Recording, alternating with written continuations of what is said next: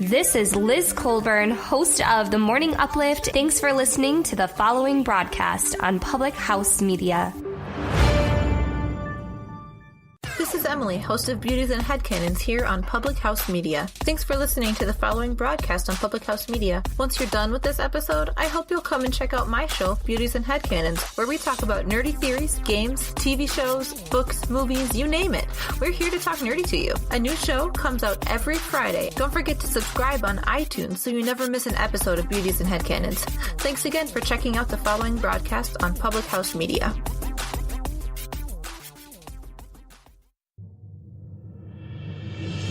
It's time for the Gregg and Dave Show. Unjustifiably in a position that I'd rather not be in.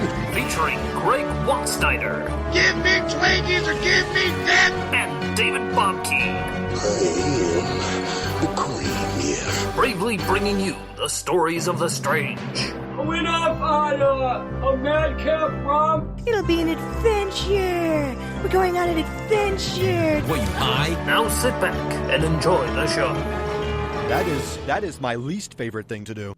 Hello, and welcome to another episode of the Gregg and Dave Show on Public House Media. I am the Greg. And I am Dave Show, huh? Hi, Dave Show. How are you doing today? I'm doing pretty good. How you doing? I'm doing very well. It's good, eh? Yes, very good. Very good. You can find our podcast anywhere where good podcasts are found, and especially at thephmedia.com. And Dave Show, gosh darn it, we'd like to thank Public House Media for being our wonderful hosts of this podcast, because if they didn't host us, no one else would, right, Dave Show? I don't know who else would. I mean, who else would want to put up with us? Right. I know, right. I mean, Mrs. Bale barely tolerates us. Well, okay, she barely tolerates me. She likes you. Oh, she likes me? I think don't you like Greg, Mrs. Bale? Yeah, she's nodding. She's like, yeah, she's giving the okay sign.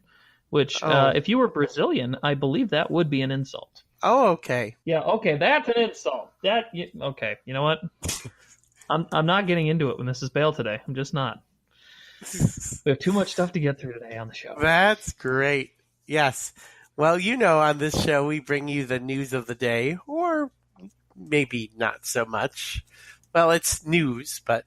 Is it news or is it noise, Mr. The Greg? I don't know, Dave Show. Let's find out.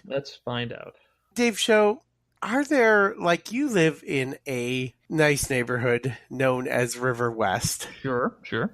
Are there, not to creep anyone out who's listening to the podcast and is scared of River West? I don't know why they would be scared of River West, but anyway, you live in a nice neighborhood known as River West, Dave Show.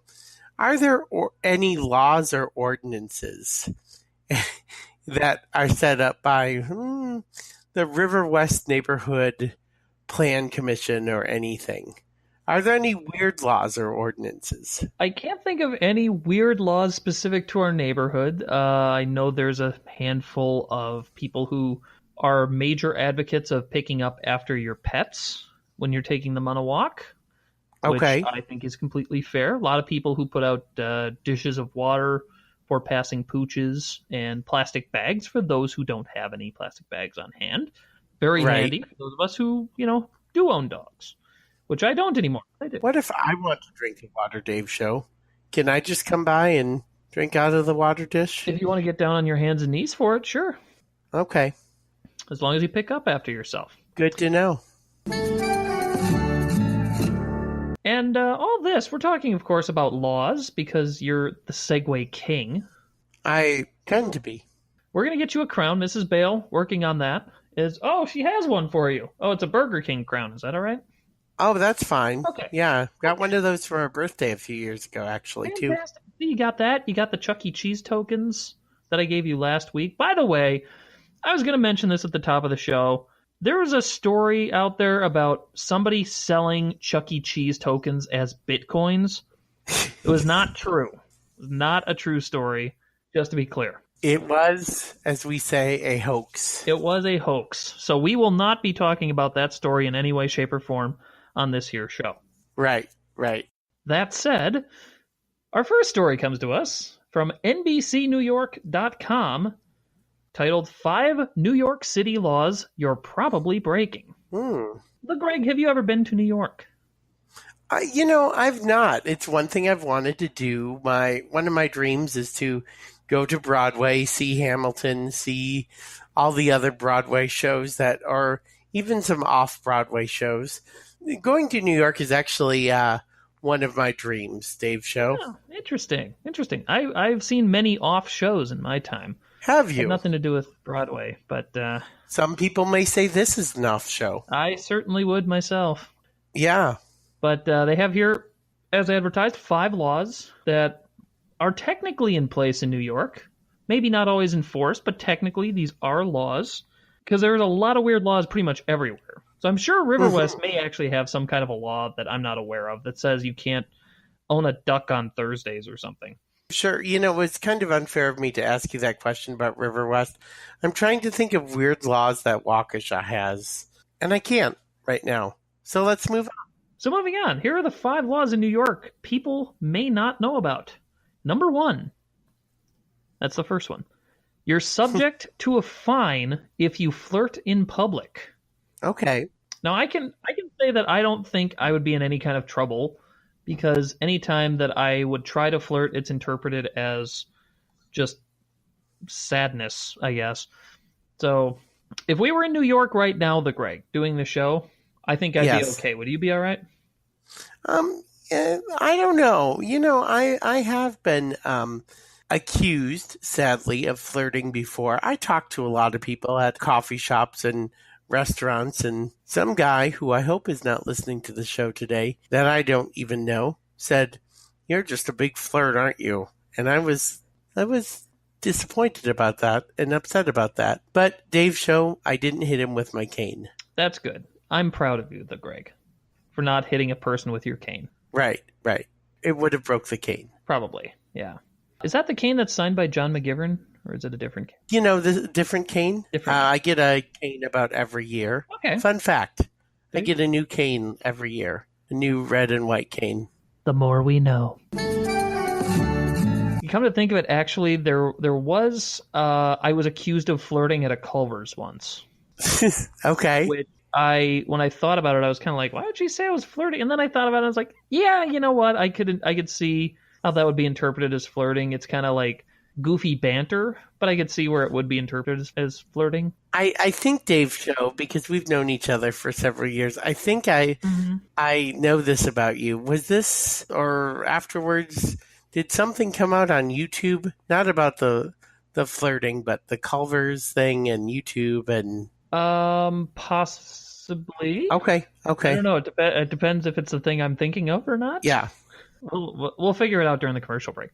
But let's just say if it had been flirting, I would have been barking up the wrong tree because I'm trying to think of a polite way to put it, and I'm not coming up with one. So let's go on to the second law.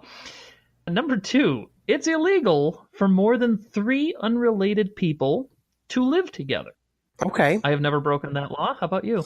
No, I have never lived with more than 3 people I've not been related to. Okay. So we're all right on that one. We are in the clear. We are all right on that one, yes. We'll go to rule number 3. It's against the law for women to wear, quote, body-hugging clothing on the street. Now, think yoga pants, right? I believe yoga pants. It does say don't kiss those yoga pants goodbye just yet. So I would infer that's probably it right there. Okay. Again, technically a law, not necessarily an enforced one. There you go.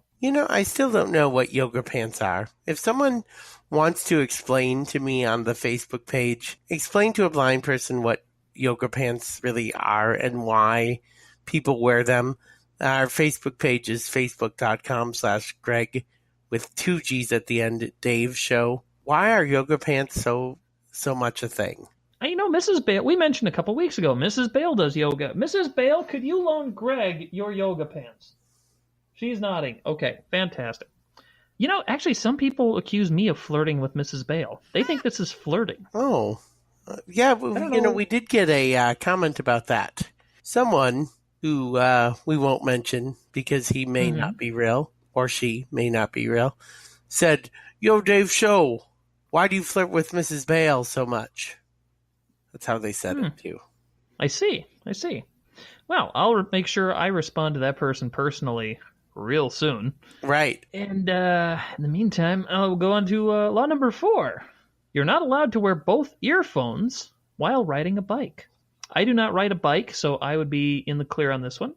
And the Greg, I don't believe you ride a bike either. I don't ride a bike or do any athletic activity that's close to riding a bike. You don't do the stationary treadmill thing or whatever that is? Not a fan. Not a fan. You know what I do? This is crazy. I walk up and down my hallway, like 5 or 10 steps at a time for like 40 to 50 minutes a day. I should put that clip on YouTube sometime of me just walking up and down my hallway. It's good until I, hit the laundry chute and hurt myself or hit the closet and hurt myself. So, yeah. So anyway, I think this is a good law though, right? I mean, you need to have at least one, you need to be aware, right, of what's around you. Yeah, if you're going to be in the road, I think you definitely need to be very aware. Right. So there's that. And rule number 5, spitting on New York streets and sidewalks is illegal. I would get fined a lot for this if this were enforced and if we were in New York. Because I have a bad habit. I blame baseball because, you're in the outfield or something, you're waiting around, you get a little phlegm or something in your throat, you got to get rid of it. Now, see, this is something I have no tolerance for. Why do people, how hard is it to bring a napkin or a Kleenex or something with you and just spit into that, Mm-hmm. Or just swallow your spit or something. I just can't. I guess the sound of it, to me, the sound of someone next to me spitting or just grotesque. Interesting. I guess for me, and as a spitter myself, I would say, and I'm going to be using that clip at some point later, saying as a spitter myself, but I guess, again, for me, it's if I have a napkin or something to spit into, I would try to do that. Don't think of it a lot of times. I guess it's just sort of common practice when you're playing sports nowadays to, especially if you're playing football or something, you don't necessarily have like much for pockets on you. Right. So I guess there's that. Otherwise, it's I don't know if you've got a lot of, like I said, phlegm especially you want to get rid of. I guess you don't want to digest it and have it going into your stomach and stuff, and especially if you got a lot of it. Yeah. Our friends Keith and Katie have this wonderful little show called Coffee with Keith and Katie, which is also right here on thephmedia.com or Public House Media on Facebook. And they did a show on etiquette, and it was specifically involving etiquette on trains. But this would be one of my main etiquette things. Do not spit either out your car window, because I have friends that do that too, or on the sidewalk, anywhere, because the noise is just too much for me to handle. Fair enough. I will say that if I do spit when I'm just out walking somewhere, I will try to spit into grass or somewhere that it's going to be not obvious, I guess. Right. Thanks for justifying your spitting behaviors, Dave Show. Yeah. You know what I'm going to do next time I take myself out for a walk around the neighborhood? I will get a plastic baggie that somebody has put up, and I will spit into that. Yes. I will pick up after myself. Yes, that sounds like a great idea. You know what else sounds like a great idea, Dave Show? What's that, the Greg? Let's go to a commercial break. A commercial break? Yes. Okay, I'll tell you what. Let's go to a commercial break, but let's not you or me say anything. Okay. Let's have somebody else do the talking, except for me doing. Maybe I'll do like one really quick ad, and then somebody else will do it. Okay. Awesome. You know what? Let's do this. Mrs. Bale, you can do a really good impression of Christian Heimel, right? Yeah. Okay, you do a commercial as them, and then everybody gets to hear Mrs. Bale that way. We get lots of requests. People want to hear Mrs. Bale's voice. You'll hear her doing a killer impression of Christian Heimel, and everybody will be happy. Right. All right, so I'll talk about Kevin McLeod. She'll do that, and then we'll be right back. Okay. And we'll have a couple stories. Stories yet. A couple stories. Fantastic. I'm excited about this. Spitting's a dirty habit. I know a worse one. It's the Gregg and Dave Show.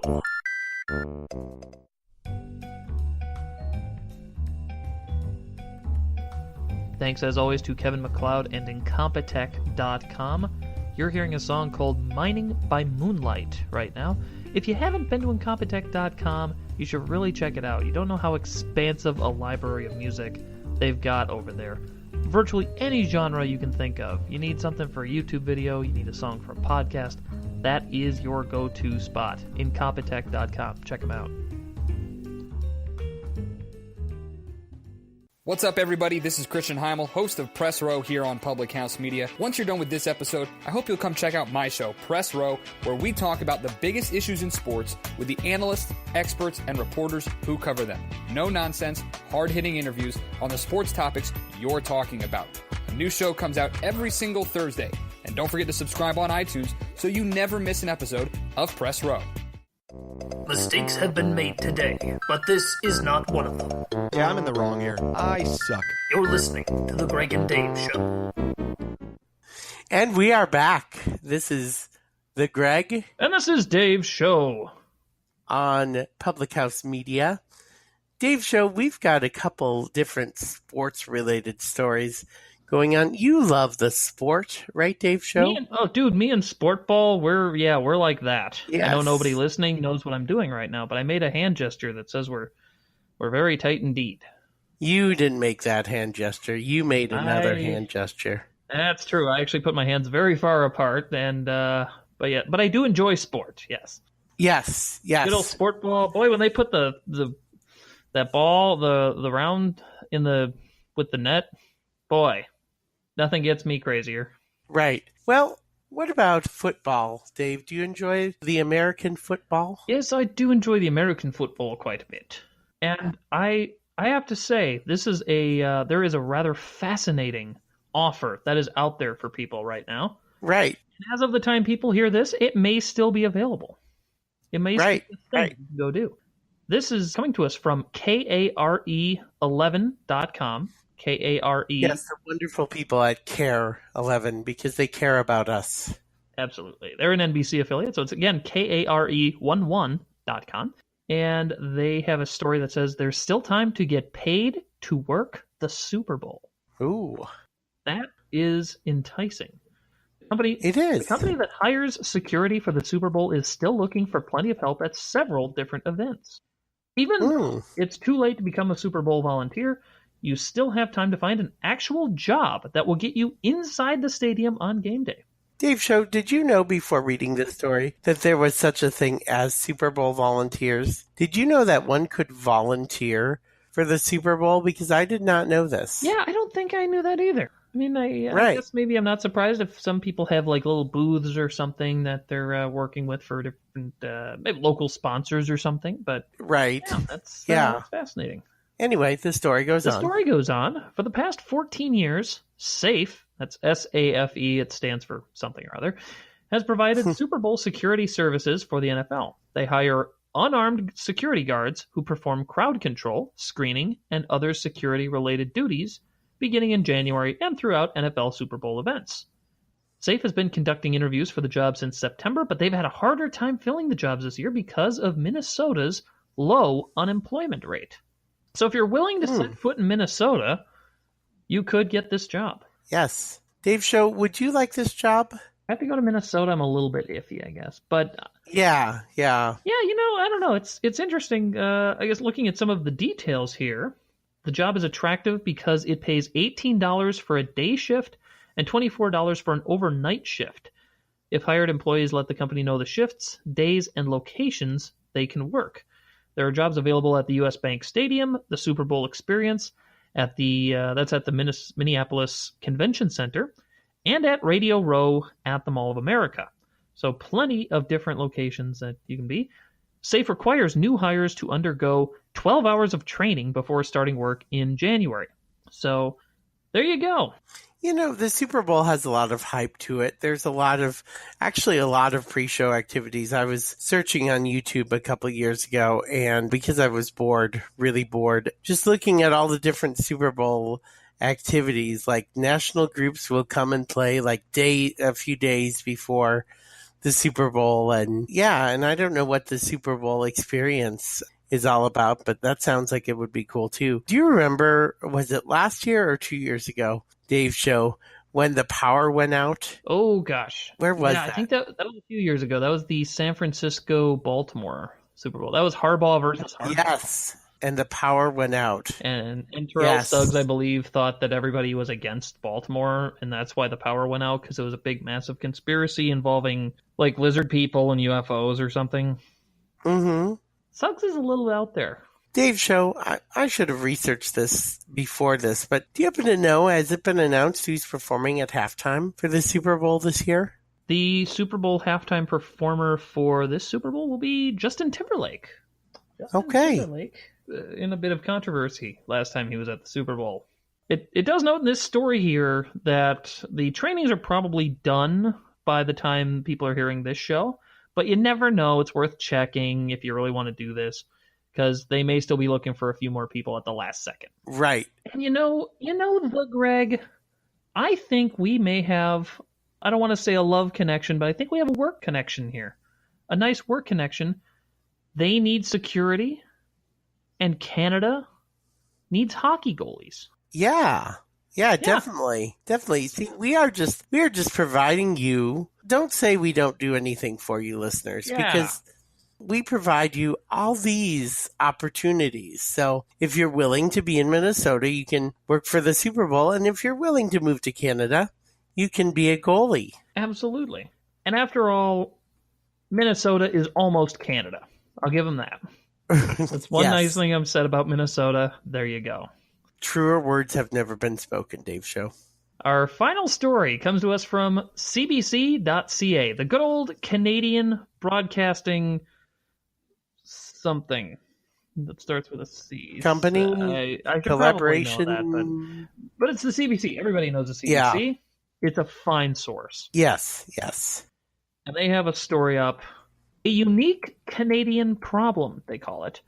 Goalie rental apps connect teams with netminders. What began as a texting service for Montreal goalies 7 years ago now includes players across Canada. Starts off with a picture of a gentleman named Mark Manning, creator of an app called Goalie Up. It's a little phone app, apparently, here. His netminding skills may not rival those of Montreal Canadiens Carey Price, but Jacques Gravel, there's a Canadian name for you, Jacques Gravel has saved many a hockey game. And at about $40 a game, Gravel comes considerably cheaper than Price, who commands an 8-year, $84 million contract. That's quite a discount, I would say. Yeah, that is. Gravel is one of the growing number of goaltenders offering his services on Goalie Up, a website and app that connects local goaltenders with hockey teams looking for a last-minute fill-in ahead of game time. Now, Greg, have you heard about this sort of a thing happening where a team is kind of stuck for a backup goalie, so they pull somebody out of the crowd, or they call like a local school teacher to fill in at the last second? Have you heard of this before? No, but, the Packers may need to do that for a quarterback at their next game. Who knows? Just pull someone from the crowd, Get into that point. That person may do better than the current situation. Mm-hmm. You're not wrong there. It says here, by the way, this fine gentleman, Mr. Gravel, 51 years old he is. Says renting himself out as a goalie helped to keep him afloat during a 9-month bout of unemployment a few years ago. He said, I was running from one rink to the next, averaging a game or two every single day. During that period, it was something that kept me going. He says his love of the game and a desire to help other players are by far his biggest motivator. He says, I love to play, and I've never met a bad bunch of hockey players. But if they're all Canadian, they're all going to be pretty nice. They bump into each other, and they apologize for 5 minutes. I think that's actually a penalty in Canadian leagues, is you get 2 minutes for apologizing. Maybe so. Dave Show, how hard is it, do you think, to be a hockey goalie? Have you ever been a hockey goalie? I've been called a hockey puck a few times. Shout out to the late Don Rickles. But right. No, I've done like gym class roller hockey, and that's about it. I stood in there as my friend Jeff, standing clear across the rink, yelled, move. Everybody else on the field moved out of the way because they know how he hits.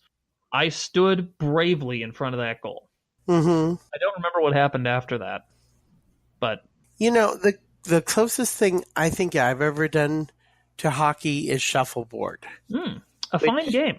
Maybe altogether unlike hockey, although it is played with a stick and a thing. Sure. Yeah. And he, just reading a little bit further, he says, referring to being a hockey goalie, it's not just standing in front of a puck, he said in a phone interview. You have to be mobile, to be flexible. There's a whole bunch of things, including the cost of equipment, which makes sense in my time as a high school baseball umpire, which I did for a couple seasons. You got to buy the gear. You got to get the mask. You need your chest pad. You need your leg guards. You need shoes. You need the extra little guard for your shoes if you're doing the plate. Because, if the catcher steps back and steps on your foot or something, that sucks. And that costs you pretty much your first game check or two just to get that stuff. I'm thinking that the NFL should start doing this for kickers, and might also work for the designated hitter in Major League Baseball. Just rent a kicker. There could be all sorts of applications. Yeah, that could be. I could definitely see it with kickers in football. That'd be real interesting. Get real interesting real quick. You get Chris Cluey back out there, former guest on the Titletown Sound podcast, which is not a Public House Media show, but I used to be on that back in the day. Chris Cluey, a fine individual, and I had a good time talking with him. Just to promote myself a little bit here, but nonetheless, it seems like a very interesting service that they've got here. Although as we were just saying, we could see this in other sports. At the end of the story, it's like we read this thing before the show. It's like we did. We don't do a lot of research before the show, but at least we read most of the dang stories. We know some of the words in every single story we talk about. Right. And he says here at the end, it doesn't really work in other sports. In other sports, anyone can play any position, he said. It's definitely a unique Canadian problem. So does that mean that the Gregg and Dave show is a uniquely American problem? I think some would say that. Many would say that. And many would also be happy that this show is done pretty much for the week. And wait, are you saying it's almost the end of the show?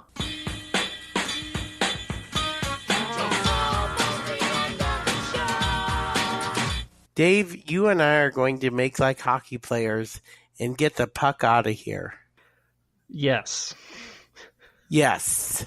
That's definitely staying in. Yes, it is. Mrs. Bale, can you put an asterisk by that? Like a good asterisk? Okay, good. She's going to put a smiley face next to that. She's going to timestamp it. Okay. Get the fuck out of here. Pshaw. So, where are we heard again, the Greg? We are on all sorts of stuff. iTunes and Stitcher and Google Play and iHeartRadio and gosh darn it, Dave Show. We're just on anywhere you can find a good podcast. Yeah, all sorts of good apps you can use. I use Podcast Addict on my phone. You can use like Bucks Podcast Discount Emporium, if that's a thing. But yeah, my wheels are falling off over here. I don't know about you. monkeypodcast.com. I don't know. That should be a thing. Maybe it's not. Maybe it's not. Not yet. Anyway, thanks for listening, everybody. Let's get out of here. Let's head down to Early's bar. Grab one or two. Yeah. Let's just bail. First round's on me. How about that? You've been listening to The Gregg and Dave Show.